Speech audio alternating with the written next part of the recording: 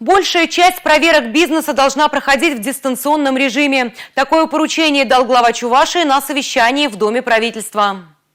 В Чувашии сразу в 4 раза увеличилось количество профилактических мероприятий, во время которых не штрафуют нарушителей, а ограничиваются предупреждениями. Олег Николаев подчеркнул, при проведении проверок в числе приоритетов остается обеспечение благополучия людей. Прозрачную систему контроля бизнеса ввели в прошлом году. Ключевая задача – снизить административную нагрузку на предпринимателей.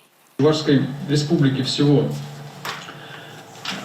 мы осуществляем 27 видов регионального государственного контроля надзора, 12 органов исполнительной власти и 5 видов муниципального контроля во всех 26 муниципальных образованиях. По итогам 2022 года динамика контрольно-надзорной деятельности показывает тенденцию к снижению количества проверок. За 2022 год количество проверок сократилось в 3 раза. Мы с вами должны исходить из того, что, реагируя на обращение граждан, проводя мероприятия как по профилактике, так и по внеплановым контрольным мероприятиям, мы с вами прежде всего устраняем возможные кризисные явления в последующем.